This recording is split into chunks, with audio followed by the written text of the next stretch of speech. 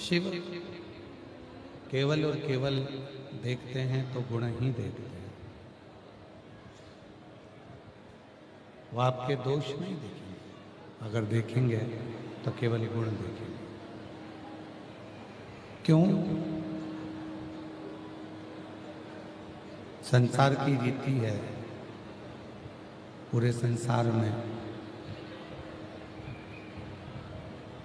जिस व्यक्ति को आपसे जिस चीज की कामना है, ये पूरे बंद पड़े हुए हैं, कोई भी नहीं चल रहा। एक जनी आकर सुनो।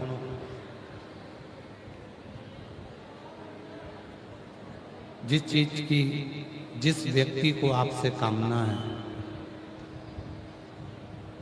वो व्यक्ति आपसे वही चीज प्राप्त करना चाहता है। उसी तरह धातुओं का भी, जैसे चुंबक, और वो चुंबक उसे मिट्टी में घुमाइए तो मिट्टी उस मिट्टी तत्व को पकड़ेगी। उस चुंबक को आप चाहो जहां घुमाओ, एल्युमिनियम भी उसको नहीं पकड़ेगा। चुंबक को प्लास्टिक भी नहीं पकड़ेगा। चुंबक को तांबा और पीतल भी नहीं पकड़ेगा। चुंबक को पकड़ेगा तो केवल और केवल एक लोहा पकड़ेगा। क्यों? क्योंकि चुंबक में वो तत्व होता है कि वो लोहे को पकड़ता है। देव में, महादेव में, मानव में और महादेव में एक अंतर होता है। मानव अवगुणों को पकड़ने का प्रयास करता है और महादेव केवल गुणों को पकड़ने का प्रयास करता है, अच्छाइयों को पकड़ने का प्रयास। उसको तुम्हारी बुराइयों से कोई मतलब नहीं। उसको केवल अगर कुछ चाहिए तो आपके गुण चाहिए, आपकी अच्छाई चाहिए।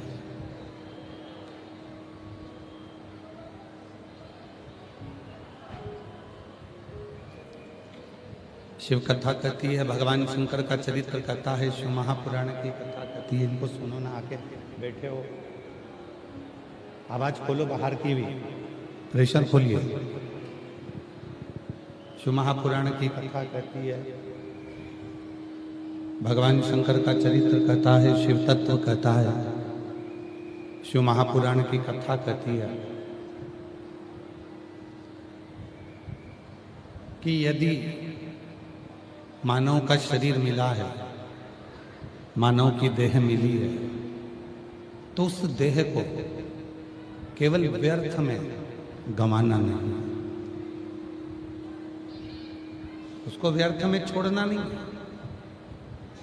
बड़ी मुश्किल से, ना जाने कितने तप, ना जाने कितनी साधना, ना जाने कितने व्रत, ना जाने कितनी उपासना, ना जाने कितना कितना तप, साधना, उपासना जीवन में करी होती है, तब जाकर ये मानव की देह प्राप्त होती है, ये मानव का शरीर प्राप्त होता है।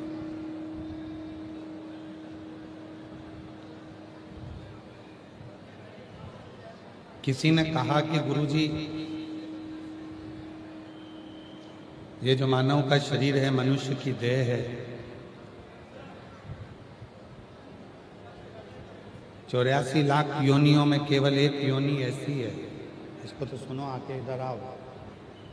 और ये बड़े बड़े बक्सेवन भी सुनो, इनमें कान लगा के तुम लोग सुनो।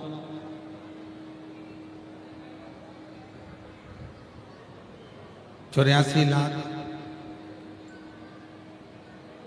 जो मानव की अन्य योनियां जो प्रकट होती हैं,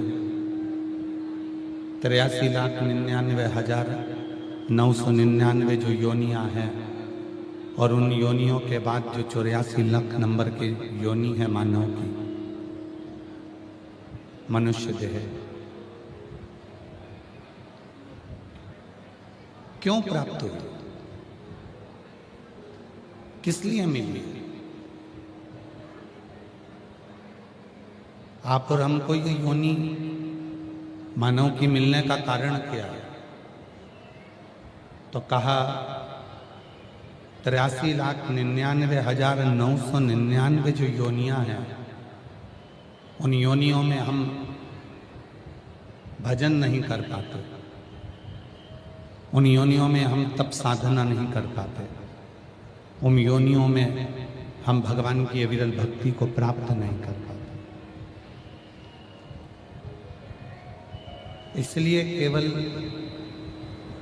एक योनि है, वो 84 लाखवें नंबर की है, मानव की योनि।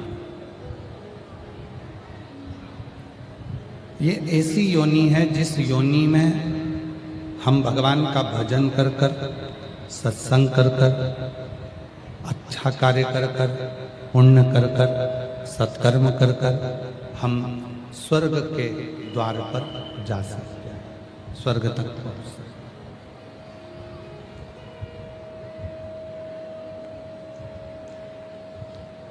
कोई दूसरी योनि में वो बल नहीं है कि हम उस योनि से छूटे और सीधे स्वर्ग चले जाएं। हम उस योनि से छूटे और सीधे स्वर्ग के द्वार पर चले जाएं। उस योनि में किसी योनि में इसका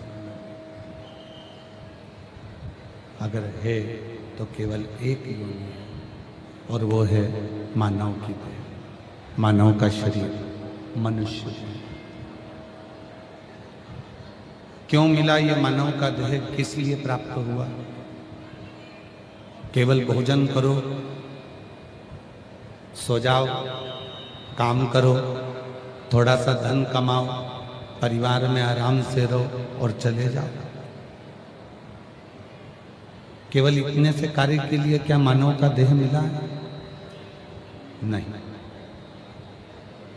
शिव कहते हैं माँ जगत जननी पार्वती जी को कि हे जगदम्बा, हे जगत जननी, हे जगत धात्री, हे दुर्गा भवानी, हे माँ पार्वती।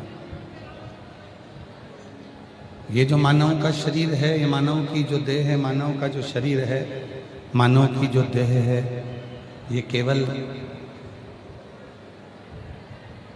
परिवार में रहे, थोड़ा बहुत कमा लिया, भोग कर लिया, धन एकत्रित कर लिया, पूंजी एकत्रित कर ली, सुख भोग लिया और संसार में सुख भोग कर फिर हम जो है स्वर्ग के पथ पर चले गए। ये उसके लिए नहीं, ये उसके लिए नहीं। शिव महापुराण की कथा कहती है ये जो मानव का शरीर है, ये मानव की जो देह है, मानव का जो शरीर है, ये मिलने का कारण केवल एक है कि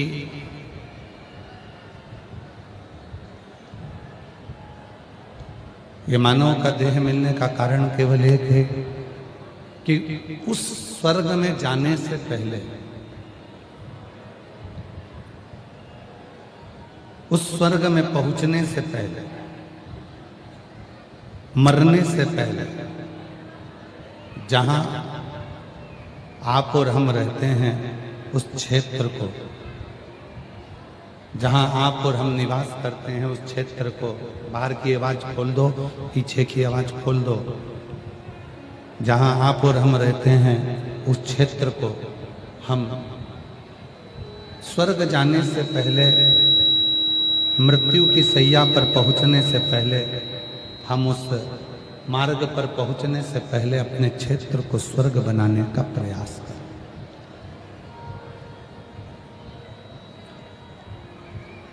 अपने क्षेत्र को हम श्रेष्ठ बनाने का प्रयास करें। और जब हम अपने क्षेत्र को अच्छा बना लेंगे, हम अपने क्षेत्र को श्रेष्ठ बना लेंगे, तो ये निश्चित है कि हम कोई भटक भी रहे होंगे तो भी हमें शिव का धाम प्राप्त हो ही जाएगा। कितने भी और मैंने तेरे ही भरोसे बाबा, तेरे ही भरोसे हवा बीच उड़ती जावागी बाबा डोर हत्तो छड़ी नाम कटी जावागी भोले मैं तेरी पतंग शंभू मैं तेरी पतंग हवा बीच उड़ती जावागी बाबा डोर हत्तो छड़ी कटी। तो ये जो मानव का शरीर मिला है, ये जो मानव की देह मिली है, भटकने के लिए नहीं मिली। यहाँ काम हुआ वहाँ चले गए, वहाँ काम हुआ वहाँ चले गए, वहाँ काम हुआ वहाँ चले गए, और अंत में इस मानव देह को त्याग दिया और फिर संसार सागर छोड़कर चल दिया। इसलिए नहीं, इस मानव देह को प्राप्त करना और इस मानव देह को प्राप्त कर कर भगवत भजन करना, ये इस मानव देह को प्राप्त कर कर परमात्मा के मंत्र का जाप करना, ये एक कथा आती है।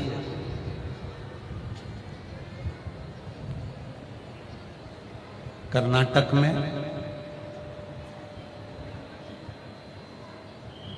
एक मणिखेरी स्थान है,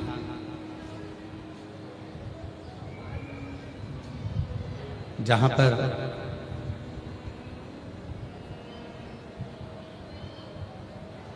एक ब्राह्मण हुआ है जिनका नाम था सुब्बा राय। जितने भी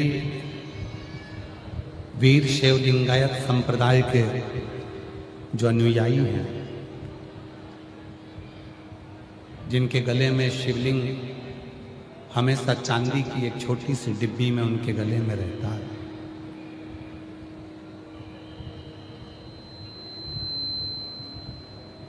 वीर शिवलिंगायत संप्रदाय के अंतर्गत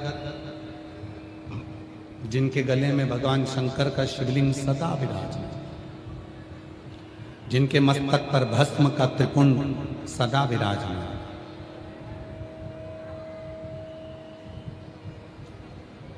वो वीर शिवलिंगायत संप्रदाय के सद्गुरु संत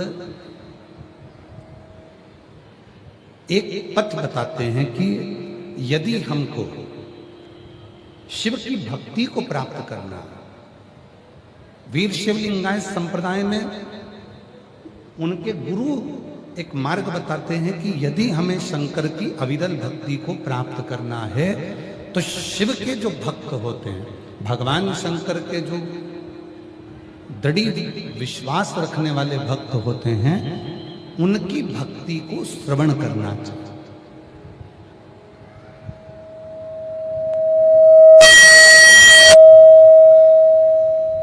उनकी भक्ति को सुनना चाहिए, उनकी भक्ति को धारण करना चाहिए। और कितना सुंदर कहा है वीर शिव लिंगायत संप्रदाय में। यहाँ पर भी हमको विश्वास है कि कई लिंगायत संप्रदाय के शिव भक्त यहाँ बैठे होंगे। वीर शिव लिंगायत संप्रदाय के बैठे हैं क्या? हाथ उठाओ जरा, कितने लोग बैठे हैं? अच्छा, बहुत सारे बैठे हैं। रखो रखो, प्रणाम आपको, प्रणाम। आपके गले में जो शिवलिंग विराजमान है उसको हमारी ओर से दंडवत प्रणाम है, दंडवत। एक भक्ति, एक विश्वास, एक दृढ़ता,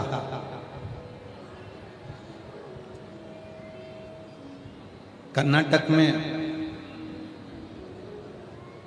मणिखेरी नाम का एक स्थान है जहां पर एक भगवान शिव का ओंकारेश्वर का मंदिर है, मणिखेरी।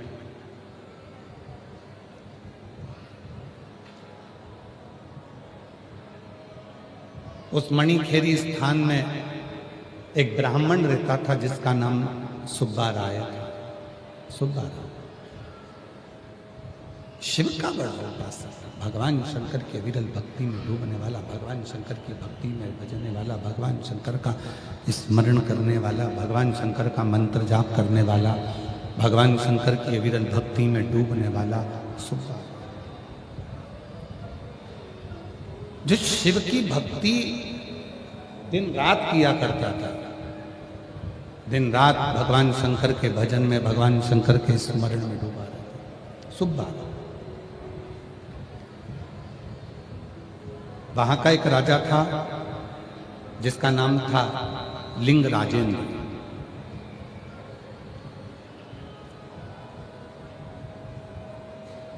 वहां का एक राजा है लिंग राजेंद्र।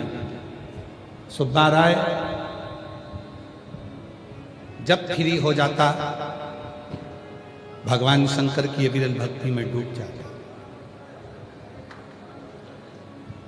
लिंग राजेंद्र राजा ने एक मंदिर बनवाया था भगवान शंकर का, पर उस मंदिर का समय था, इतनी बजे मंदिर में जाना है, इतनी बजे मंदिर का दरवाजा बंद हो जाएगा, इतनी बजे मंदिर का पट बंद हो जाएगा, इतनी बजे मंदिर चालू हो जाएगा, इतनी बजे मंदिर में आरती होगी, इतनी बजे मंदिर में राजभोग लगेगा, इतनी बजे मंदिर में शयन की आरती होगी, इतनी बजे मंदिर में यह कार्य होगा।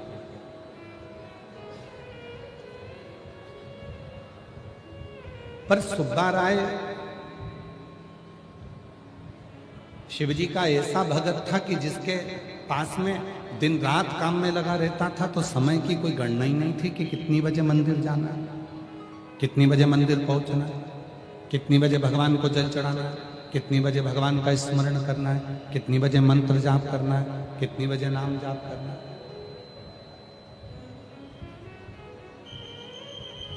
कितनी बजे परमात्मा का स्मरण करना। सुब्बा राय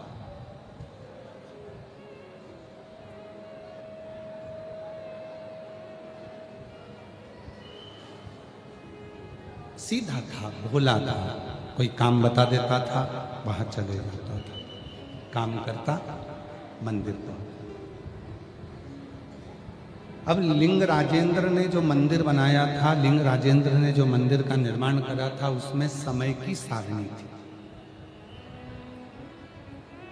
आपके यहां भी जितने मंदिर होंगे,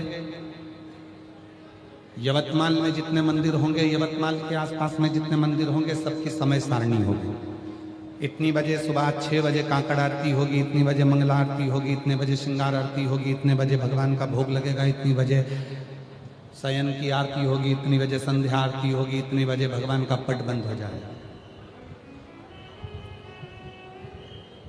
पर कोई कोई भगवान शंकर के भक्त ऐसे होते हैं जिनके पास में